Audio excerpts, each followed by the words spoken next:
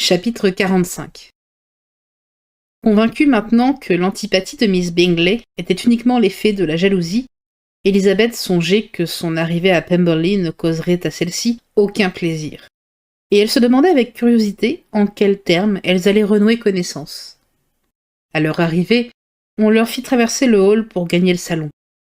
Cette pièce, exposée au nord, était d'une fraîcheur délicieuse. Par les fenêtres ouvertes, on voyait les hautes collines boisées qui s'élevaient derrière le château et, plus près, des chênes et des châtaigniers magnifiques se dressant çà et là sur une pelouse. Les visiteuses y furent reçues par Miss Darcy, qui s'y trouvait en compagnie de Mrs. Hurst, de Miss Bingley, et de la personne qui lui servait de chaperon à Londres. L'accueil de Georgiana fut plein de politesse, mais empreint de cette gêne causée par la timidité qui pouvait donner à ses inférieurs une impression de hautaine réserve.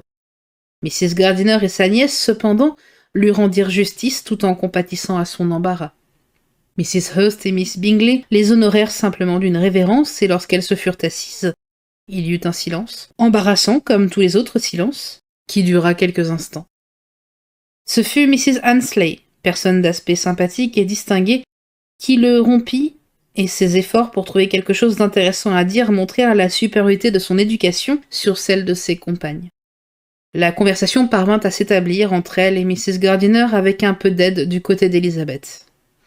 Miss Darcy paraissait désireuse d'y prendre part, et risquait de temps à autre une courte phrase, quand elle avait le moins de chance d'être entendue. Elizabeth s'aperçut bientôt qu'elle était étroitement observée par Miss Bingley, et qu'elle ne pouvait dire un mot à Miss Darcy sans attirer immédiatement son attention.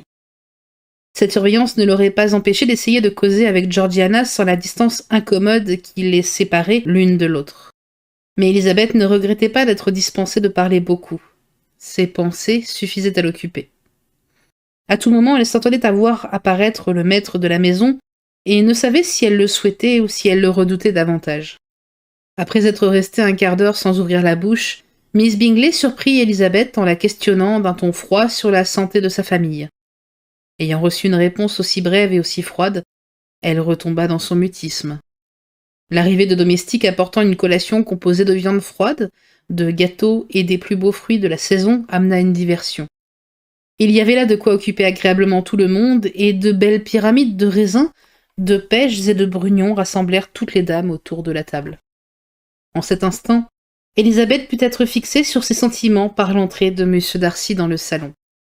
Il revenait de la rivière où il avait passé quelque temps avec M. Gardiner et 2 ou 3 autres du château, et les avait quittés seulement quand il avait appris que Mrs. Gardiner et sa nièce se proposaient de faire visite à Georgiana. Dès qu'il apparut, Elizabeth prit la résolution de se montrer parfaitement calme et naturelle. Résolution d'autant plus sage, sinon plus facile à tenir, qu'elle sentait éveiller les soupçons de toutes les personnes présentes, et que tous les yeux étaient tournés vers M. Darcy dès son entrée pour observer son attitude. Aucune physionomie ne reflétait une curiosité plus vive que celle de Miss Bingley, en dépit des sourires qu'elle prodiguait à l'un de ceux qui en étaient l'objet, car la jalousie ne lui avait pas enlevé tout espoir, et son empressement auprès de M. Darcy restait le même. Miss Darcy s'efforça de parler davantage en présence de son frère. Lui-même laissa voir à Elizabeth combien il désirait qu'elle fît plus ample connaissance avec sa sœur, et tâcha d'animer leurs essais de conversation.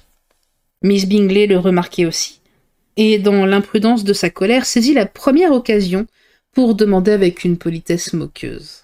« Eh bien, Miss Eliza, est-ce que le régiment de la milice n'a pas quitté Meryton ? Ce doit être une grande perte pour votre famille. » En présence de M. Darcy, elle n'osa pas prononcer le nom de Wickham. Mais Elizabeth comprit tout de suite que c'était à lui que Miss Bingley faisait allusion, et les souvenirs que ce nom éveillait la troublèrent un moment. Un effort énergique lui permit de répondre à cette attaque d'un ton suffisamment détaché. Tout en parlant d'un coup d'œil involontaire, elle vit Darcy, le visage plus coloré, lui jeter un regard ardent, tandis que sa sœur, saisie de confusion, n'osait même pas lever les yeux. Si Miss Bingley avait su la peine qu'elle infligeait à sa très chère amie, elle se serait sans doute abstenue de cette insinuation. Mais elle voulait simplement embarrasser Elizabeth par cette allusion à un homme pour lequel elle lui croyait une préférence, espérant qu'elle trahirait une émotion qui pourrait la desservir aux yeux de Darcy. Voulant aussi peut-être rappeler à ce dernier les sottises et les absurdités commises par une partie de la famille, Bennet à propos du régiment. Du projet d'enlèvement de Miss Darcy, elle ne savait pas un mot. L'air tranquille d'Elizabeth calma vite l'émotion de M. Darcy, et comme Miss Bingley, désappointée, n'osa faire une allusion plus précise à Wickham, Georgiana se remit aussi peu à peu. Mais pas assez pour retrouver le courage d'ouvrir la bouche avant la fin de la visite. Son frère, dont elle n'osait rencontrer le regard, avait presque oublié ce qui la concernait en cette affaire, et l'incident calculé pour la détourner d'Elizabeth semblait au contraire avoir fixé sa pensée sur elle avec plus de confiance qu'auparavant. La visite prit fin peu après. Pendant que M. Darcy accompagnait Mrs. Gardiner et sa nièce jusqu'à leur voiture, Miss Bingley, pour se soulager, se répandit en critiques sur Elizabeth et sur ses manières, et sur sa toilette, mais Georgiana se garda bien de lui faire écho. Pour accorder ses bonnes grâces, elle ne consultait que le jugement de son frère, qui était infaillible à ses yeux. Or, il avait parlé d'Elizabeth en des termes tels que Georgiana ne pouvait que la trouver aimable et charmante. Quand Darcy rentra au salon, Miss Bingley ne put s'empêcher de lui répéter une partie de ce qu'elle venait de dire à sa sœur. « Oh, comme Elizabeth Bennet a changé depuis l'hiver dernier. Elle a bruni et perdu toute sa finesse.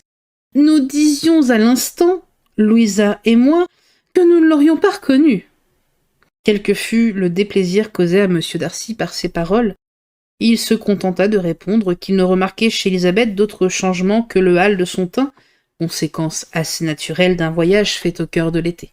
« Pour ma part, » répliqua Miss Bingley, « j'avoue que je n'ai jamais pu découvrir chez elle le moindre attrait.